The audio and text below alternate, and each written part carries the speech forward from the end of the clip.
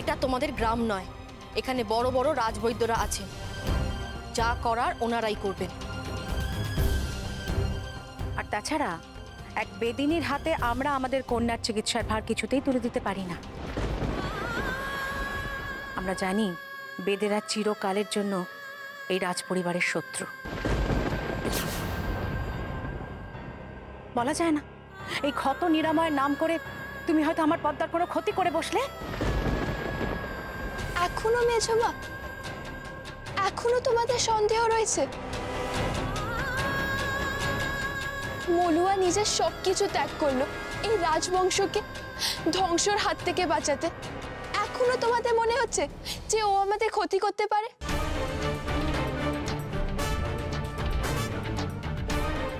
তোমরা কি ওর প্রাণটুকু নিয়ে তবেই শান্তি পাবে?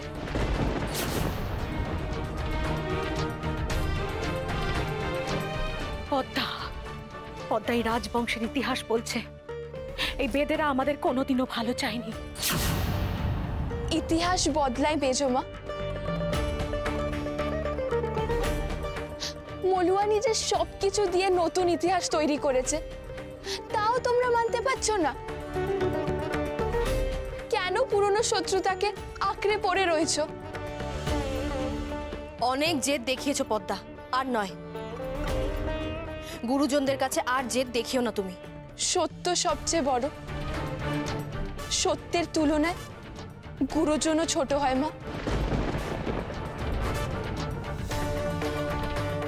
আমার ক্ষততে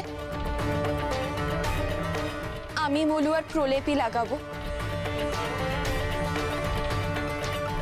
পদ্মা, পদ্মা, আমাদের কথা শোন পদ্মা। মাফ করো মেজমা, ন্যায়ের পক্ষে কথা বলতে আমি সবসময় নিজের মনের কথা শুনি। এসো মলুয়া, আমার ক্ষততে তোমার ওই প্রলেপ লাগিয়ে দাও।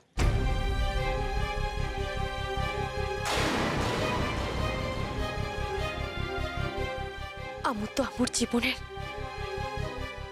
সবকিছুই হারিয়েছি রানীমা। এই রাজবাড়ির মধ্যে রাজকুমারী পদ্মাবতী আমুর শুধু ভালো চাই। তার ক্ষতি করে আমুর কি লাই?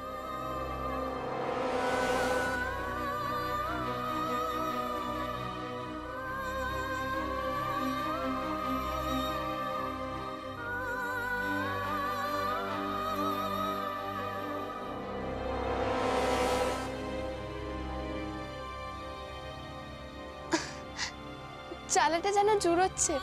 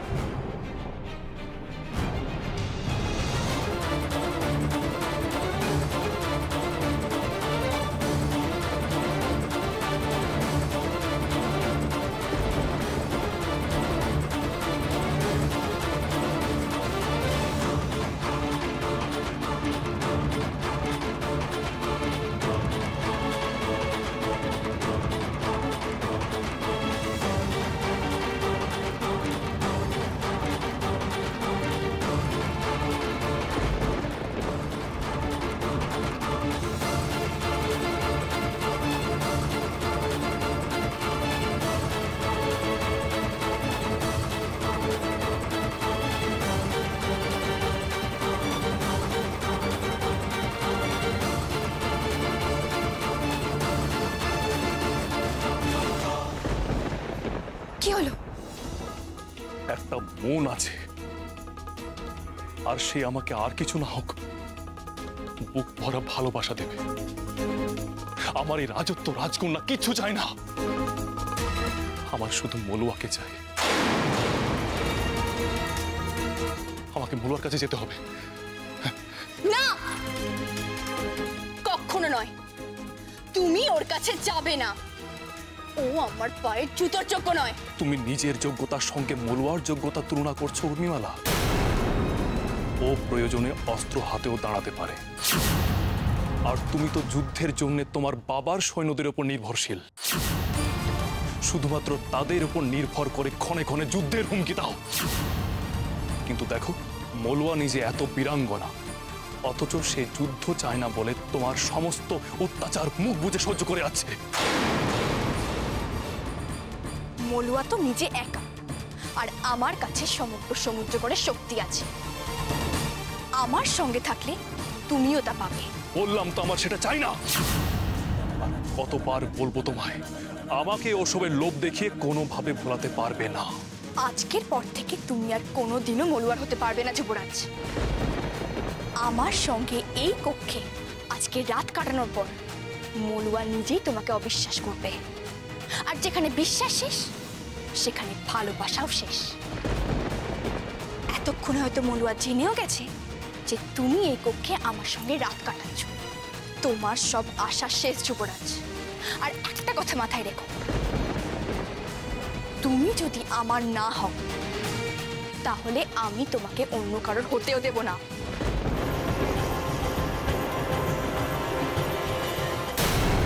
এই ধূপ জ্বালিয়ে যাকে ঘুম পাড়াবি তার সামনে ধোঁয়াটা ছড়িয়ে দিবি।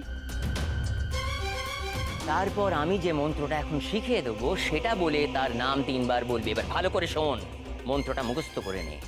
ধূপের ধোঁয়া ধাও, হয়েও না উধাও, দু চোখ ভরে অসাড় করে ঘুম পাড়িয়ে দাও, চাঁদ চাঁদ চাঁদ।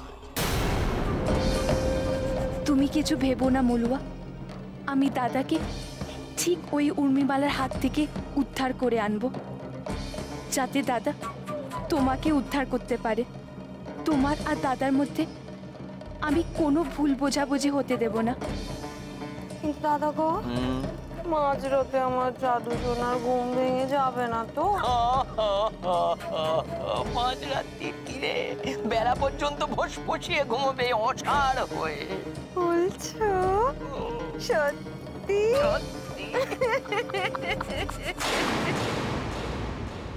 আমি তোমার সব অভিমান ভুলিয়ে দেব।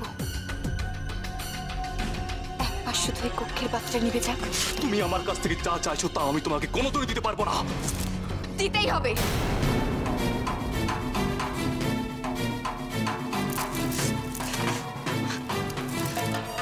আমার কাছে তোমাকে আসতেই হবে। তুমি আমার হবেই। যুদ্ধের সম্ভাবনার কথা কিন্তু তুমি ভুলে যেও না। যুদ্ধের মাধ্যমে আজ যাই হোক তুমি আমাকে তোমার কাছে আর আনতে পারবে না। আমি মলুয়া ছাড়া আর কাউকে স্পর্শ করব না।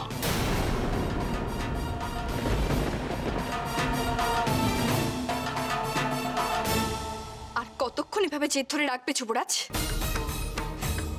নারীর রূপ যৌবনের কাছে কত বড় বড় মুনি ঋষিদের এভাবে তপস্যা ভেঙে গেছে, আর তুমি তো সেখানে সামান্য রাজকুমার।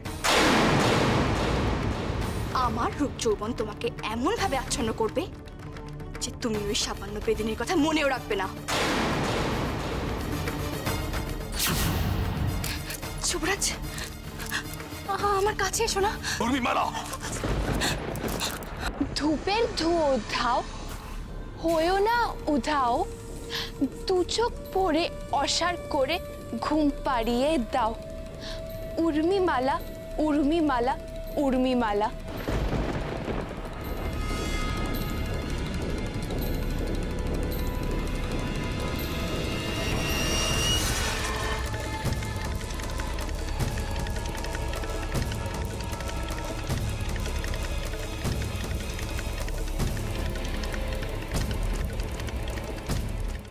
তুমি ভাবলে কি করে মলুয়া যে আমি ওই উর্মিমালার সঙ্গে ফুলসজ্জা রাত কাটাবো? তোমার কি মনে হয় এই জীবনে আমি তোমাকে ছাড়া অন্য কাকে স্পর্শ করতে পারবো?